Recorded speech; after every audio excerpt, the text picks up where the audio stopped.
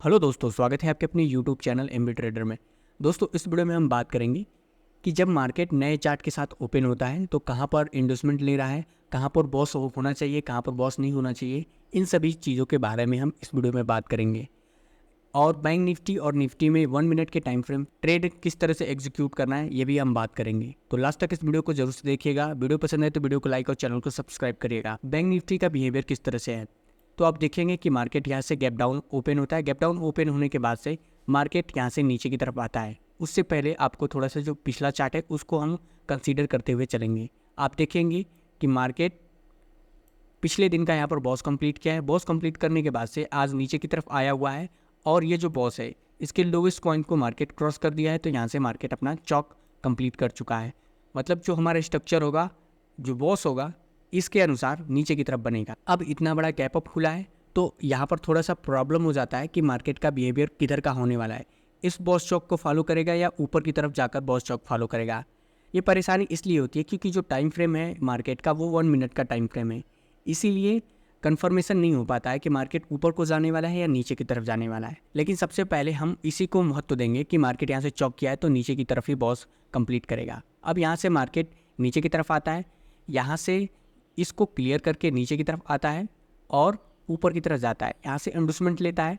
Endorsement लेने के बाद से इंडोसमेंट को ही स्विप कर देता है। और आप एक एसएमसी ट्रेडर है तो आपको पता होगा कि इंडोसमेंट स्विप पे ट्रेड एग्जीक्यूट होता है।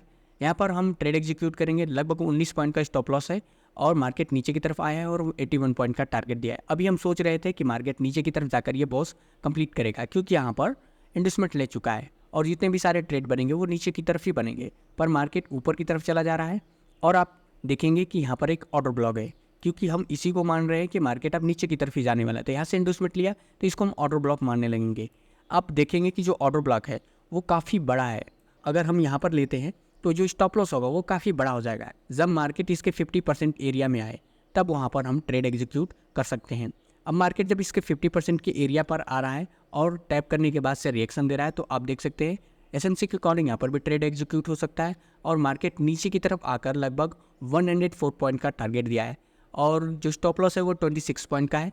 और रिस्क टू रिवार्ड की बात करें तो लगभग 1/4 के आसपास ये चला जा रहा है। अब मार्केट ना तो इस इन्वेस्टमेंट का रिस्पेक्ट किया है और ना ही इस ऑर्डर ब्लॉक। अगर इन दोनों का रिस्पेक्ट करता तो मार्केट नीचे की तरफ आकर इस बॉस को कंप्लीट करता।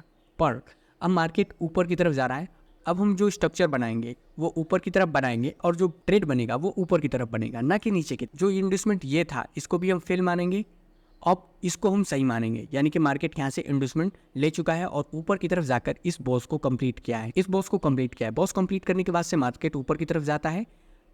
ऊपर की तरफ जाने के बाद से फिर से यहाँ नीचे की तरफ आता है। यहाँ से ये इन्वेस्टमेंट लेता है। इन्वेस्टमेंट लेने के बाद से मार्केट यहाँ पर एक ऑर्डर ब्लॉक की स्पाइक होती है। यहाँ पर मार्केट टैप करता है।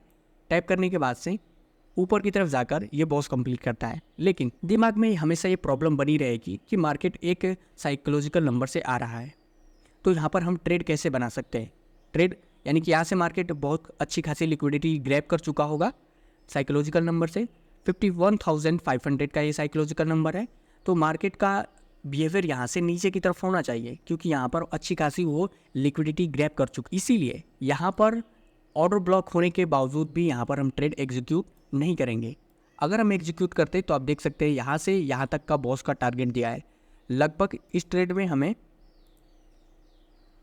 116 पॉइंट का टारगेट मिलता। लेकिन हम इसमें ट्रेड इसलिए नहीं बनाएंगे क्योंकि मैंने अभी बताया आपको कि यहाँ पर साइकोलॉजिकल नंबर है और इसका हमेशा प्रेशर बना रहेगा दिमाग में कि अभी साइकोलॉजिकल नंबर से टैप करके आया है तो ये नीचे की तरफ जाएगा क्योंकि यहाँ से बहुत अच्छी खासी ये लिक्विडिटी ग्रैब कर चुका होगा।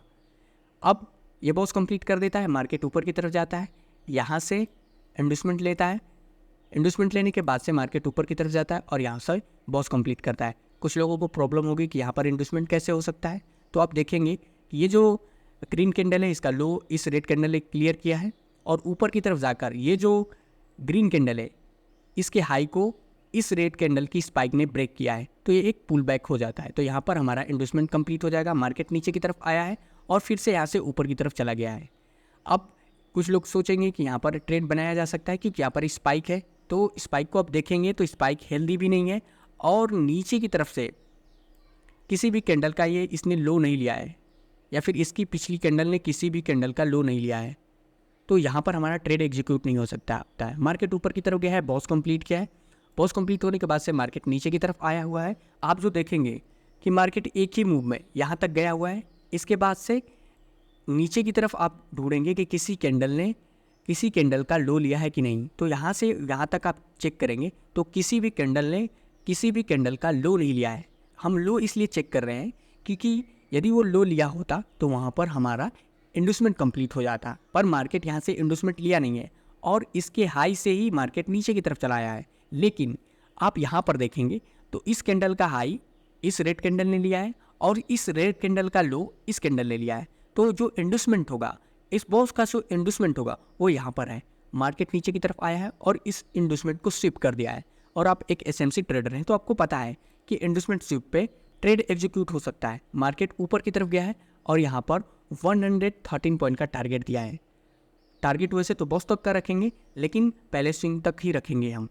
अब जो स्टॉप लॉस है वो हम इस साइकोलॉजिकल नंबर तक रखेंगे, इसलिए क्योंकि मार्केट का कोई भरोसा नहीं है कि वो यहाँ से लिक्विडिटी उठाने के लिए नीचे की तरफ आ सकता है। इसलिए जो टॉप लॉस होगा वो 26 पॉइंट का होगा। रिस्क टू रिवार्ड की बात करें तो 1:4 का रिस्क टू रिवार्ड देखने को मिला है। मार्केट यहाँ से ऊपर की तरफ गया है और यहाँ पर आप देखेंगे कि नीचे की तरफ आकर यहाँ पर एक स्कोप था, स्कोप पे मार्केट टैप किया है।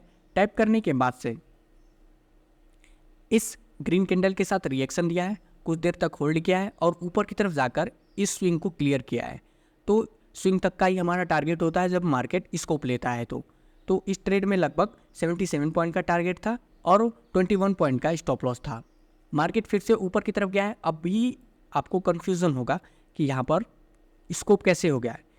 तो आप देखेंगे कि ये जो ग्रीन कैंडल है इसका लो इस रेड कैंडल ने लिया है और इन दोनों का जो लेवल है नीचे की तरफ, इस ग्रीन कैंडल ने इस रेड कैंडल का लो ब्रेक नहीं किया है, वो ऊपर की तरफ ही चला गया है। यदि ब्रेक करता तो ये पूरी कैंडल को हम स्कोप मानने लगते हैं, पर इसने ब्रेक नहीं किया है, इसलिए जो इसकी लिक्विडिटी है, रेड कैंडल की जो लिक्विडिटी है वो पूरी तरह से सेफ है।